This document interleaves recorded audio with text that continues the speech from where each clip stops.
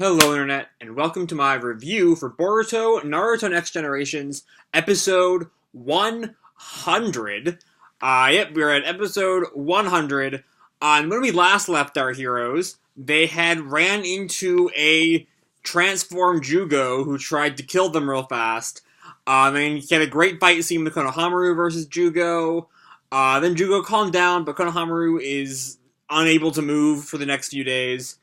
And so Boruto slowly gained Jugo's trust, and now they're curing some geese. And that's really the first 10 minutes of this episode. There's a lot of geese curing. Before we get to that, just a reminder, I have my Spring 2019 Anime Review Straw Poll in the description down below. That'll be up until April 15th, so fill that out while you can. Anyway, on to the episode itself. So since we've last left our heroes, they've captured a bunch of the birds and are having Jugo drain them of their curse marks. Also, Sarada is still suspicious of Jugo due to his bad habit of turning into a mindless rage monster and killing everyone. Minor things, you know. So yeah, a good chunk of the episode is spent on that kind of, finding geese and curing them, yada yada. But the first thing I want to bring up, though, is, so there's this moment where Jugo is warning, Team 7, both that the tranquilizers are not working he's slowly gaining a resistance to them, and that they don't stop the transformation, only delay it, and that when, he goes the full transformation, the drug will not work. And this scene is clearly meant to be, if not threatening, then certainly concerning to Team 7, right? It's a warning. Bad things will happen if you don't, if this keeps going. But it's underscored by this really hopeful music that just totally kills the tension. It's really weird. I don't know why. It's the same score, the same song that got playing while Jugo was healing the birds. So I think it's a continuation of that, but it's kind of awkward. I don't know why it's there, why that track keeps up during this scene. I don't know. Anyway, now we need to transition to the domesticated goose scene. And it brings up, so there's this whole thing where Boruto, where Tosaka and Jugo acknowledge that the bird can't fly because it's domesticated goose and they can't fly, which I don't know if that's scientifically accurate, but whatever.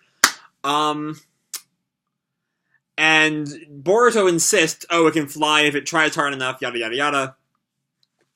And this brings up what last week's next time preview and episode 98 kind of implied to be the big theme of this arc, the nature versus nurture debate, which is also what it kind of seemed the Mitsuki arc would be about at first, if with Mitsuki wondering if his feelings for Boruto were implanted or not. The same kind of thing, but it's different though. Because of its focus on genes specifically, especially given how much Boruto as a character is seemed to inherit from his father, both in appearance, in his jutsu, the Rasengan, and the Shadow Clones. Of course, Boruto has other things too. His I guess power kind of comes from Naruto. So I'm curious if this arc will go a ways to try to differentiate Boruto from Naruto in a really significant way somehow. Besides the Jogan, and the little mark on his hand that I cannot talk about because that has not been brought up in the anime yet. Anyway, meanwhile, so while Team 7 has a little campfire with Jugo that night, we see some of the Land of Rivers guys are watching them, which sets up what happens later on in the episode, which we'll talk about in just a hot sec. One thing, though, we have this montage of bird curing. And for one shot, we see Jugo trying to, comfort the goose. And we see the curse mark on his hand. The bird curse mark, not the Orochimaru curse mark. Right, Jugo's was not from Orochimaru, it was his natural thing. But we see the birds and the green hair duo's curse mark on his palm. Has that been there all arc, or is that meant to be a sign that he's getting less and less able to control the curse mark? I don't quite remember. If anyone wants to remind me, do that in the comments, please. Anyway, then we get to where the episode just gets kind of depressing. It doesn't start out that depressing, though. The first thing we find out is that someone let out all the infected geese.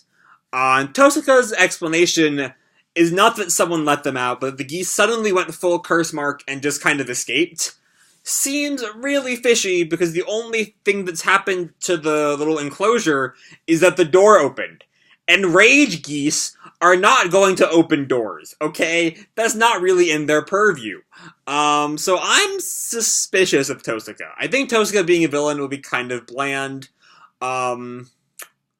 Especially given how hard the Land of Rivers goes into villain territory this week, which we'll talk about in a little bit. I hope Tosaka should just stay as he is. Even though he's now kind of with the Land of Rivers, they kind of like force him to stay there. So I don't think we have enough evidence to say for sure he's evil yet, but I hope he isn't. So once Team 7 realizes the birds are gone, they go looking for them, and they find Jugo, who is in the midst of fully transforming in the open. And they go to get, Sarada leaves to go get the injection before he fully transforms. But they have been stolen, and this is where everything just starts to go bad for our heroes hard for the rest of the episode. It's really a hard watch. The injections have been stolen, probably by those Land of Rivers guys snooping around the campfire. I'm 100% convinced it was them. No probablys there. But it doesn't really matter, because by the time Sarada got back, Jugo had already gone full curse mark. Or maybe she would have made it back if she hadn't had to go to the cave to find the other set that wasn't there. But anyway, so there's a quick little fight with Team 7 and Jugo. It's really quick, has some nice animation bits. But then Jugo runs to the village. And here's a minor little weird thing. It's night when Team 7 encounters the transformed Jugo, and it's still night when Jugo runs away. But then we see it fade to morning super fast. Like, it goes from dark night to early morning in seconds. Like, in that shot where Tosaka is, like, climbing down the tree and running after Team 7. That goes by really fast. But anyway, Jugo comes to, starts trying to kill the villagers. And Team 7 tries to stop him, but before they can, the Land of River scientists, tranquilize him, knock him out, and first things first, we get confirmation that the green-haired people who fought Team 15 are working with the Land of Rivers when they come to tranquilize Jugo. So yeah, if there was any doubt, that's confirmed. There's no real moral gray here. It's just, super evil, and I don't know. I really like the fabrications in the Mitsuki arc, having this kind of, both a desire to genuinely live, and a belief they were doing the right thing, especially initially. The Land of Rivers, though, they're just about as token evil as you can get. First, they steal Jugo's medicine to force him to go on a rampage in the village, possibly killing someone they didn't know. Then they use that rampage as an excuse to get the Leaf out of the village, and publicly accuse them of conspiring with Jugo and, trying to get the rampage to happen or something, even though that's entirely their fault.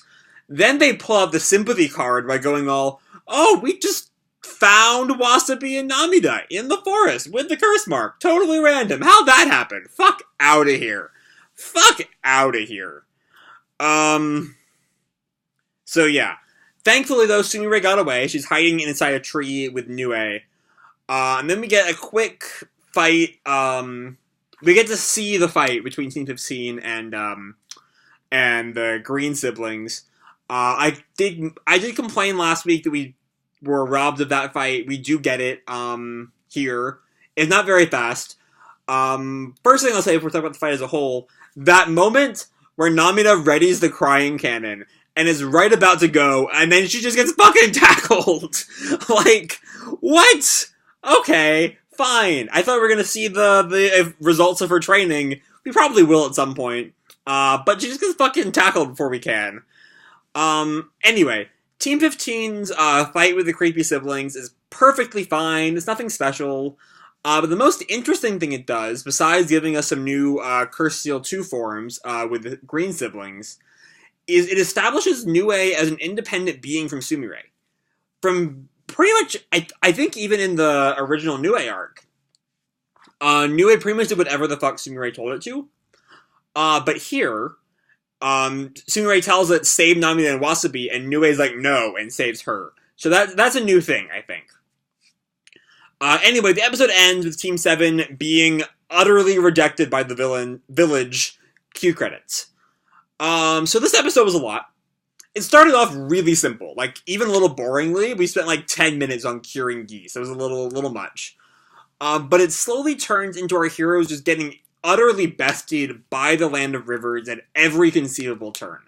From getting the medicine stolen, to losing Jugo, to seeing Namida and Wasabi with the curse marks, to having the entire village reject Team 7 and embrace their own destroyers. This is not a pleasant episode. It's just kind of, bad things happen after bad things happen. And I will admit, I'm a little disappointed. The Land of Rivers guys are just so evil. They're nearly to the point of cliche. They're not cackling yet, but give it time and they will cackle, I promise. Even so, I am still excited to watch Team 7 claw their way back to victory. With Suigetsu and Karin, who are coming in next week to pick up their old teammates. So with that said, I'm going to leave this video off here. Hope you all enjoyed the episode and the video. If you did, feel free to drop me a like or subscribe or fill out my straw poll down below, please. Or, do whatever the fuck you want. I don't really care. And as always, people, keep kicking ass and I'll see you in the future. Bye!